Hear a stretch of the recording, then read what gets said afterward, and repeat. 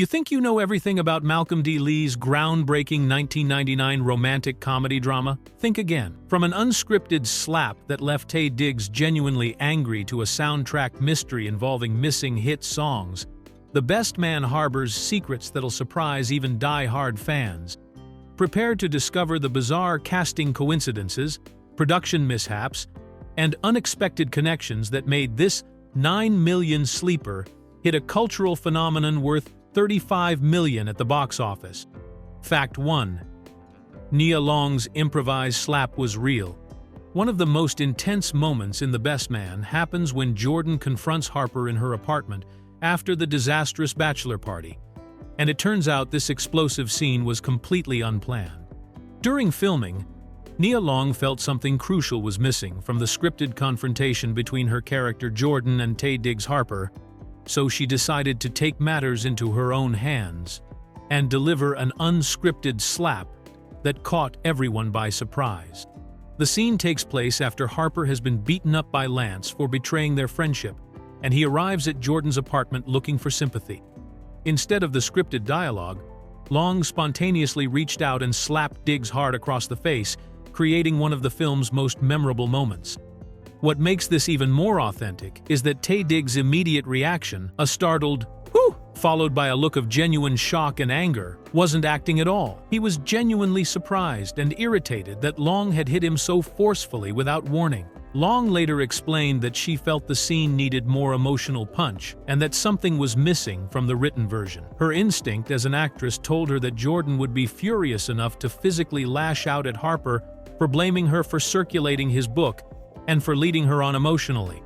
The slap perfectly captured Jordan's frustration with Harper's selfishness and his refusal to take responsibility for his own actions. Initially, Diggs was genuinely angry about being slapped so hard during filming, but once he saw the scene played back during editing, he completely changed his mind. He realized that Long's improvisation had created something much more powerful and emotionally honest than what was originally written. The unscripted moment became one of the film's most talked-about scenes, and perfectly demonstrated the raw chemistry and tension between the two characters. This spontaneous decision by Long shows how sometimes the best moments in movies come from actors trusting their instincts and being willing to take creative risks during filming. Fact 2. Regina Hall's stripper audition strategy. Regina Hall's audition for The Best Man is one of the most unconventional casting stories in Hollywood, especially considering it launched her entire acting career. Hall was a complete unknown at the time, and the role of Candy the stripper would become her very first film appearance. But her preparation for the audition was anything but professional or planned. Before heading to the audition, Hall knew she had a serious problem because she couldn't dance at all, which was obviously a major issue when auditioning for a stripper role. Desperate for advice, she turned to a classmate from her acting class who happened to work as a stripper in real life. This friend gave her what seemed like foolproof advice, telling Hall that she didn't need to worry about elaborate choreography and that all she had to do was turn around and slap her butt, assuring her that nobody would notice her lack of dancing skills. To calm her nerves before the audition, Hall decided to drink an entire bottle of Alese, though she was confused when the alcohol didn't seem to have any effect on her. She was so convinced the audition would be a disaster that she told her boyfriend to wait in the car because she figured it wouldn't take very long since she didn't have much to show off in terms of dancing ability. When Hall arrived at the audition, she was shocked to see all the other actresses practicing elaborate choreographed routines with complex moves and professional-level dancing skills. Meanwhile, Hall had exactly one move in her entire repertoire. When her turn came, she grabbed a chair, turned around, looked back over her shoulder, and gave her butt a slap just as her friend had instructed. The casting team was so surprised by her simple approach that producer Sam Kitt immediately stopped the music and asked if she could do anything else. Hall simply said, "Thank you," grabbed her coat, and left the audition, convinced she had completely embarrassed herself. However, her agent later called to tell her that not only did they want to offer her the part, but they were also willing to hire a professional choreographer to work with her, which shows that sometimes the most unconventional approaches can lead to unexpected success. Fact 3. Two key songs missing from soundtrack. The Best Man soundtrack has one of the strangest omissions in movie music history, as the two most important songs in the entire film somehow never made it onto the official album release. This bizarre situation becomes even more puzzling when you consider that both songs are absolutely essential to key emotional moments in the movie and have become permanently associated with the film in popular culture. The first missing song is Stevie Wonder's classic, As, from his 1976 album Songs in the Key of Life, which plays during the crucial college flashback scene where Harper and Jordan almost make love for the first time. This moment is vital to understanding their complex relationship throughout the entire movie, and Wonder's romantic ballad perfectly captures the intimate atmosphere of their near encounter. The song choice was so perfect for this scene that it became one of the most memorable musical moments in the film. Yet fans who wanted to relive that experience by purchasing the soundtrack were left completely disappointed. Even more shocking is the absence of cameos Candy from the group's 1986 Word Up album, which serves as the soundtrack for the movie's most iconic scene. The electric slide sequence at the wedding reception set to Candy has become a cultural phenomenon that changed black wedding receptions forever, with DJs across the country now playing this song instead of the traditional electric slide music. The scene is so beloved that it essentially created a new wedding tradition, making the song's absence from the soundtrack even more baffling. What makes this situation particularly strange is that the official soundtrack album was released by Sony Music Entertainment and actually performed quite well commercially, peaking at number 2 on the top R&B hip-hop albums chart and number 16 on the Billboard 200 in 1999. The album clearly had the marketing power and distribution to include these tracks, yet both songs remain mysteriously absent. Interestingly, As eventually appeared on the soundtrack for the sequel The Best Man Holiday, but covered by Anthony Hamilton and Marsha Ambrosius rather than the original Stevie Wonder version that made the first film so memorable. Meanwhile, Candy has never appeared on any official Best Man soundtrack release, despite being the most requested and recognizable song from the entire franchise. Fact 4. The Roots lyrics were edited for spoilers. The opening credits of The Best Man feature What You Want by The Roots, but movie audiences actually heard a carefully edited version that was different from what appeared on the official soundtrack album. This unusual situation came about because the original lyrics contained specific details that would have completely ruined the film's central mystery before viewers even got past the opening sequence. The song plays over the film's opening credits as we're introduced to the main characters and the basic setup of Harper traveling to New York for his best friend's wedding. During these opening moments, audiences are supposed to be getting to know the characters and understanding their relationships without knowing the explosive secret that drives the entire plot. The movie's tension depends on viewers gradually discovering that Harper's novel contains revelations about his past relationship with the bride-to-be, and that this information could destroy the wedding and his friendship with the groom. However, when the Roots originally recorded What You Want for the soundtrack, the lyrics included references that made it clear what Harper had done and what secrets his book contained. If these original lyrics had played during the opening credits, anyone paying attention to the words would have immediately understood the film's central conflict without experiencing any of the suspense or dramatic buildup that director Malcolm D. Lee had carefully constructed. The filmmakers realized they had a serious problem on their hands, because spoiling the plot in the first few minutes would have completely undermined the entire movie experience. Rather than choosing a different song entirely, they decided to work with the Roots to create a modified version specifically for the film that removed the problematic lyrics while keeping the song's energy and vibe intact. This created the strange situation where the version of What You Want that plays in the actual movie is different from the version that fans could buy on the soundtrack album. The soundtrack version retained the original lyrics with all the plot spoilers included, which means that anyone who listened to the album before seeing the movie would have accidentally learned major story details that were supposed to be surprises. This kind of lyrical editing specifically to avoid spoilers is extremely rare in movie soundtracks and shows just how important it was to preserve the film's dramatic structure. Fact 5. Larenz Tate turned down the lead role. Before Taye Diggs became the charming but conflicted Harper Stewart, the lead role in The Best Man was actually offered to Larenz Tate, who made a career decision that would completely change the trajectory of both actors' futures. Tate was already an established actor by 1999, having appeared in several notable films, but he ultimately passed on what would become one of the most beloved romantic comedies of the decade. The reason Tate declined the role reveals an interesting insight into how actors think about their career choices and avoid being typecast in similar parts.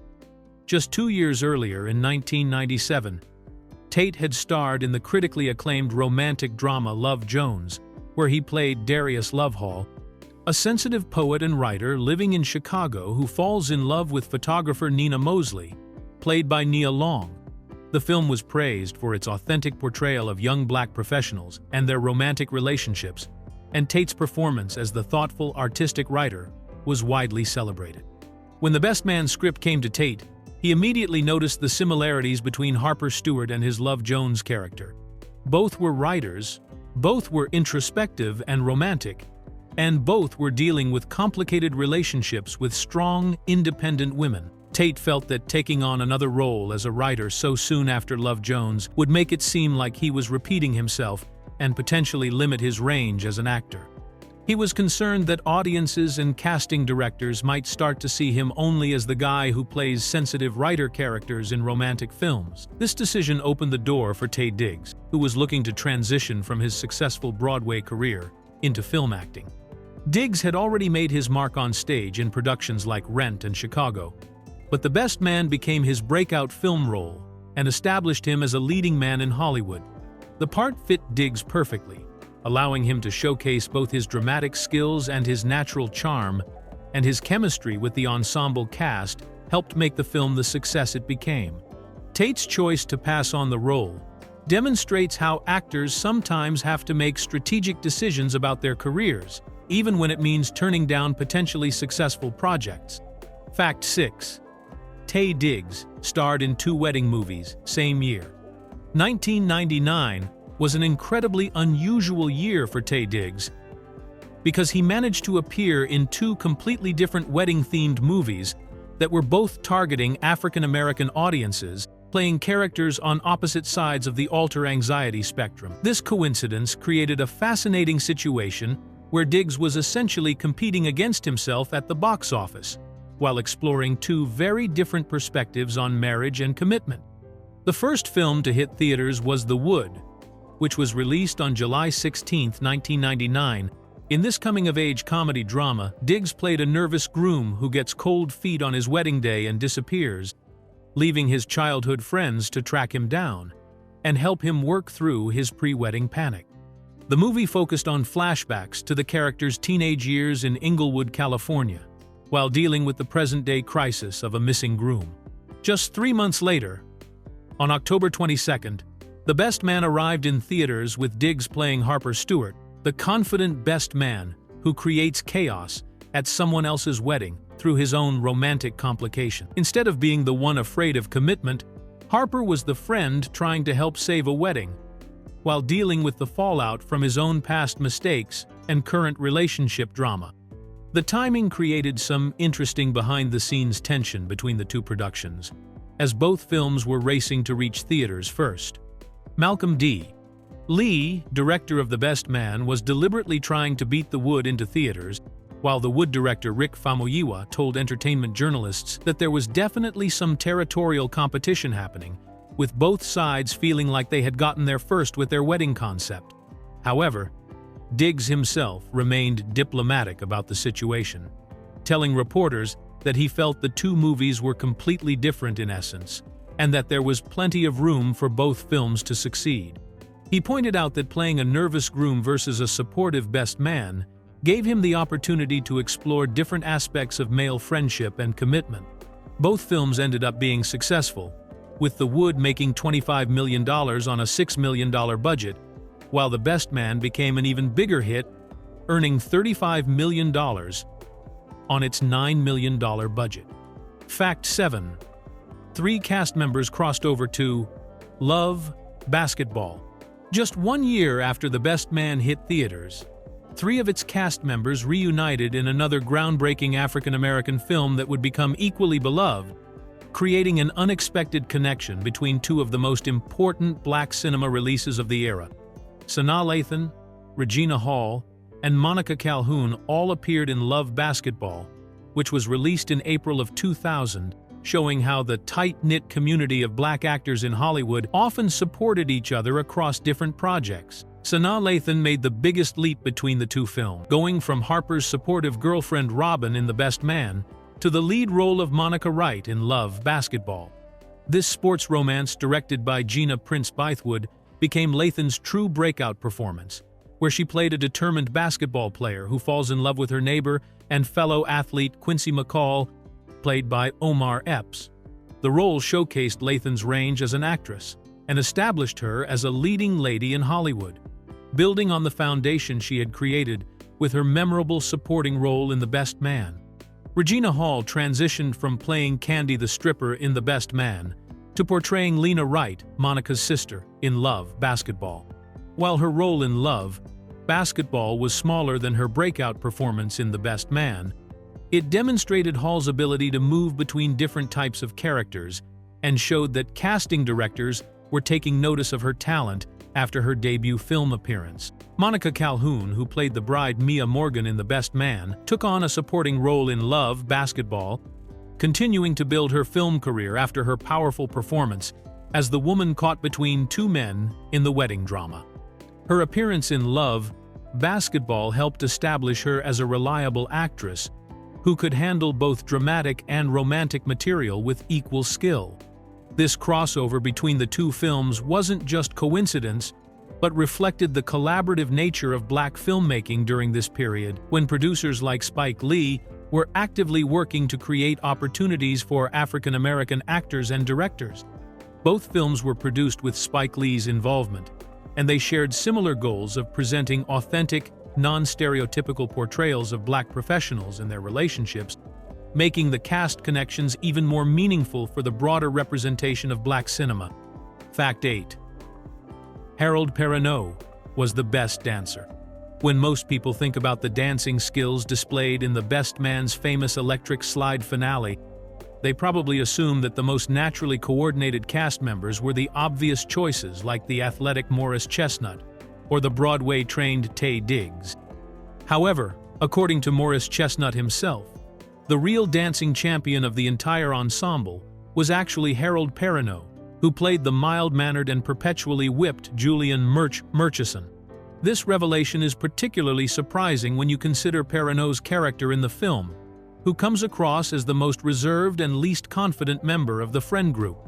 Murch is portrayed as the nice guy who gets pushed around by his domineering girlfriend Shelby and seems uncomfortable in most social situations throughout the movie. His quiet, somewhat awkward personality makes him seem like the least likely person to shine on the dance floor, which is exactly why Chestnut's admission about his dancing abilities caught so many people off guard. Chestnut shared this information during interviews promoting The Best Man Holiday in 2013, telling Variety that Perrineau was hands down the best dancer in the cast, with no one else even coming close to his level of coordination and rhythm. This praise carries extra weight coming from Chestnut, who played the confident football star Lance and had his own impressive moves during the wedding reception scene. The irony becomes even more pronounced when you realize that other cast members struggled significantly with the choreography for the electric slide sequence. Regina Hall has openly admitted that she didn't know how to do the electric slide before filming and had to be taught the dance by Sanaa Lathan during production. Meanwhile, Nia Long has confessed that she was actually struggling during the dance sequence and felt uncoordinated despite the joyful energy of the scene. Perrineau's hidden dancing talent reflects his broader abilities as a performer, since he had already established himself as a versatile actor through his work on the HBO prison drama Oz, where he played the wheelchair-bound Augustus Hill. His dancing skills in The Best Man showed a completely different side of his artistic range that audiences might not have expected from his previous dramatic work. Fact 9. director Malcolm Lee gave himself a cameo. Malcolm D. Lee made sure to insert himself directly into the best man's most memorable and culturally significant moment by appearing as the wedding MC during the electric slide sequence that closes the film. This cameo placement was particularly meaningful because Lee was positioning himself right in the middle of what would become one of the most iconic scenes in African American cinema, a moment that would go on to influence real wedding celebrations for decades to come. The electric slide finale represents the emotional climax of the entire movie, where all the relationship drama and friendship conflicts finally resolve into pure joy and celebration. After Harper's heartfelt speech saves Lance and Mia's wedding, and after he proposes to Robin on the dance floor, the entire wedding party breaks into the electric slide while Cameo's Candy plays in the background. This scene captures the essence of Black celebration culture and has become a template that countless real weddings have copied ever since. By casting himself as the MC who gets the party started, Lee made himself the person responsible for launching this cultural phenomenon within the movie's narrative. In the scene, you can hear him encouraging the wedding guests to get on the dance floor and join in the celebration, essentially serving as the catalyst for the moment that would define the film's lasting impact on popular culture. This directorial cameo also represents a proud moment for Lee, who was making his feature film debut with The Best Man. Having his cousin Spike Lee as producer certainly helped open doors, but Malcolm had to prove himself as a filmmaker in his own right. Appearing in the final scene allowed him to literally put himself into the celebration of his own success, marking the completion of a project that would launch his career and establish him as a significant voice in contemporary Black cinema. The choice to appear as the MC rather than just a random wedding guest shows Lee's understanding of his role as both the director of the film and the person who orchestrated this cultural moment. He wasn't just observing the celebration but actively encouraging it, which mirrors his role as the filmmaker who created the conditions for this joyful ending to occur. Fact 10. Poker table scene has impossible continuity. One of the most glaring continuity errors in The Best Man occurs during the heated poker game scene, where the guys are discussing marriage and relationships, and it's so obvious that it's surprising more viewers haven't noticed this magical disappearing and reappearing act. The mistake happens during one of the film's most emotionally charged moments, when tensions between the friends reach a boiling point and Lance loses his temper in a dramatic way. The scene takes place when all four main male characters are sitting around a table playing cards and having what starts as a casual conversation about marriage and commitment. As the discussion gets more intense and personal, Lance becomes increasingly agitated by Quentin's cynical comments about relationships and his sarcastic remarks about Mia's faithfulness. The situation escalates until Lance completely loses control of his emotions and explodes in anger. In his rage, Lance jumps up and violently pushes the entire table, sending everything flying in different directions. Cards scatter everywhere, poker chips go rolling across the floor, drinks spill, and even a bagel that was sitting on the table goes flying through the air. The chaos is complete, with the table itself being knocked completely out of position and all the game materials scattered around the room in a realistic display of what happens when someone has a violent outburst. However, in the very next shot after Lance calms down and the other guys talk him out of his anger, something impossible has occurred. When Lance sits back down to continue the conversation, the table has somehow magically returned to its original position, perfectly straight and properly arranged. Even more mysteriously, all the cards, poker chips, drinks, and even that same bagel have reappeared in their exact original positions, as if the explosive moment had never happened at all. This continuity error is particularly noticeable because the two shots happen so close together, with no time in between for anyone to clean up the mess or reset the table. The mistake suggests that the scene was probably filmed in multiple takes, with the crew resetting everything between shots, but forgetting that the story called for the mess to remain visible in the following scene to maintain the realistic consequences of Lance's outburst. Fact 11. Candy replaced traditional electric slide music. The decision to use Cameo's Candy instead of the traditional electric slide song for the Best Man's finale, was a deliberate creative choice by director Malcolm D. Lee that stemmed from his personal experiences as a college student at Georgetown University. Lee had watched countless electric slide performances during his time at Georgetown and loved the energy and community spirit of the dance itself, but he had grown tired of hearing the same song paired with it every single time. The traditional song that accompanied the electric slide was Electric Boogie by Marcia Griffiths and Bunny Wailer, which had been the standard music for this line dance since the 1980s. While this song was perfectly functional for the dance steps, Lee felt it lacked the excitement and musical sophistication that he wanted for his film's climactic moment. He wanted something that would capture the same celebratory energy, but with a more dynamic and memorable musical foundation. When Lee decided to use Cameo's Candy from their 1986 Word Up album instead, he was taking a creative risk that many people questioned during production. Cast members have recalled that when Lee first explained his plan, everyone was confused about how they were supposed to do the electric slide to a completely different song with a different rhythm and tempo. The crew was skeptical about whether the dance would work with this alternative music choice. However, Lee was confident in his vision and told everyone to trust him during filming. He understood that the electric slide was fundamentally about the dance moves and the community experience, not about one specific song, and he believed that Candy would provide a much more exciting and energetic soundtrack for the celebration.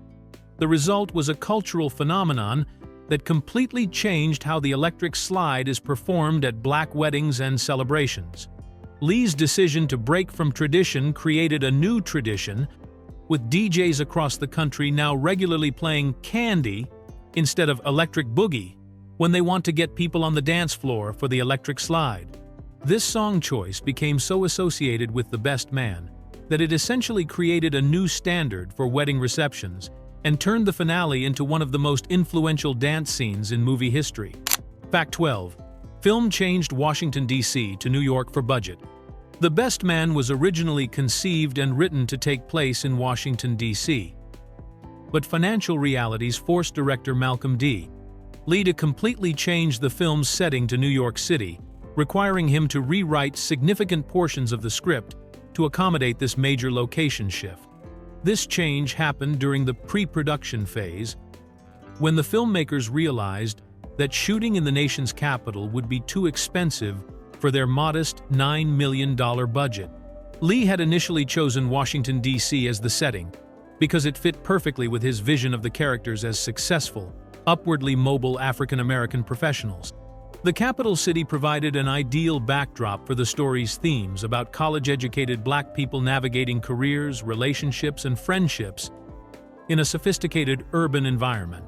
Washington, D.C. also had personal significance for Lee, as he had attended Georgetown University there and was familiar with the city's culture and social dynamics. However, when the production team began researching the actual costs of filming in Washington, D.C., they quickly discovered that the location fees, permits, and logistical expenses would stretch their already tight budget beyond what they could afford. Independent films like The Best Man operated with very limited financial resources, and every dollar had to be carefully allocated to ensure the movie could be completed without running out of money.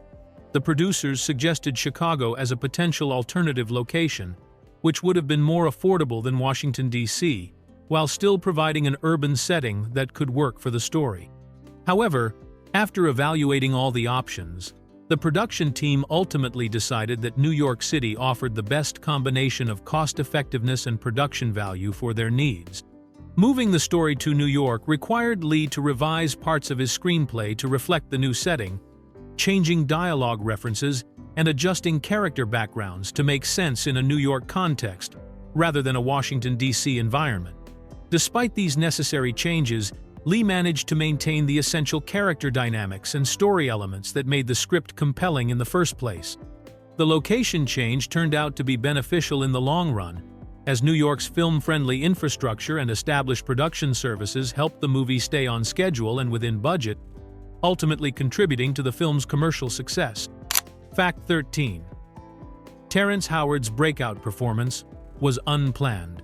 Terrence Howard's magnetic performance as the cynical musician Quentin Spivey in The Best Man was never supposed to dominate the film the way it did, but his natural charisma and compelling screen presence ended up stealing scenes from the main characters in ways that surprised everyone involved in the production.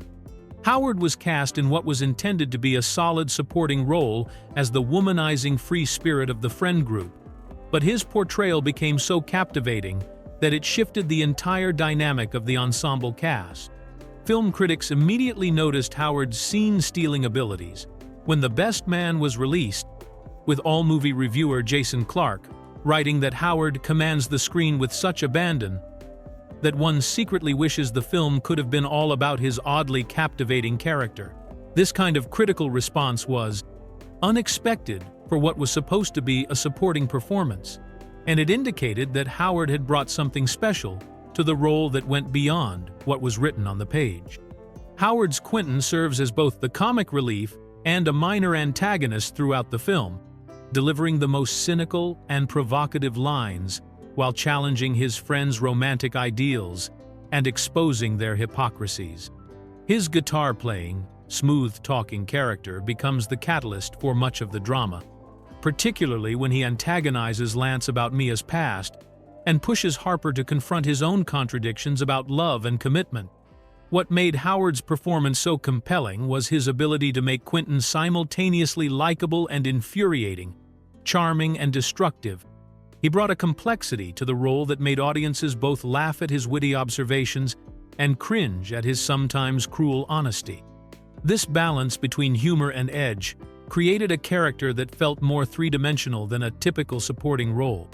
The unexpected power of Howard's performance in The Best Man became a launching pad for his career, leading directly to more substantial roles in films like Crash, Ray, and eventually his Academy Award nomination for Hustle and Flow in 2005.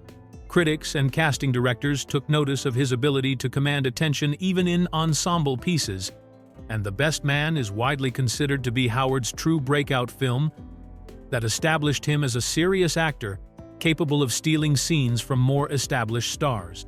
Fact 14. Post-credits scene features shocking wake-up.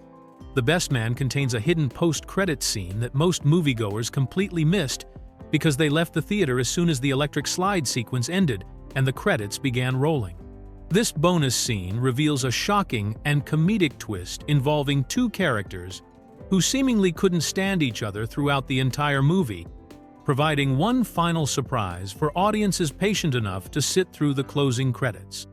The secret scene shows Shelby and Quentin waking up in bed together the morning after the wedding reception, both experiencing what can only be described as mutual horror and disgust when they realize what happened between them. This revelation is particularly stunning because these two characters spent most of the film actively disliking each other, with Shelby representing everything that Quentin mocks about uptight, materialistic women, while Quentin embodies everything that Shelby finds irresponsible and immature about men. Throughout the main story, Shelby is portrayed as the controlling, high-maintenance girlfriend who everyone in the friend group secretly can't stand, while Quentin is the cynical womanizer who takes pleasure in making sarcastic comments about relationships and commitment. Their personalities clash so dramatically during the film that the idea of them ending up together, even for one drunken night, seems completely impossible based on their interactions. The post-credits scene works as both a comedy beat and a commentary on how alcohol and wedding celebrations can lead to unexpected pairings. After a night of drinking and dancing at the reception, these two polar opposites somehow found themselves together, and their mutual shock and revulsion upon waking up provides a final laugh for viewers who stayed to watch. This hidden scene was typical of late 1990s filmmaking, when post-credit sequences were becoming more common, but weren't yet the expected standard they are today with superhero movies. Many audiences weren't in the habit of staying through the credits, which means this funny twist was missed by the majority of people who saw The Best Man in theaters. The scene adds an extra layer of humor to the film's exploration of relationships and shows that even the most unlikely people can end up together under the right circumstances, even if they immediately regret it afterward. Fact 15. Spike Lee's cousin connection launched career. The Best Man represents one of the most successful examples of Hollywood nepotism actually working out for everyone involved, as Malcolm D. Lee's directorial debut was made possible largely through his family connection to his famous cousin Spike Lee, who served as producer through his established production company 40 Acres and A Mule Filmworks. This family collaboration launched what would become a highly successful filmmaking career for Malcolm and demonstrated how established industry figures can use their influence to create opportunities for talented newcomers.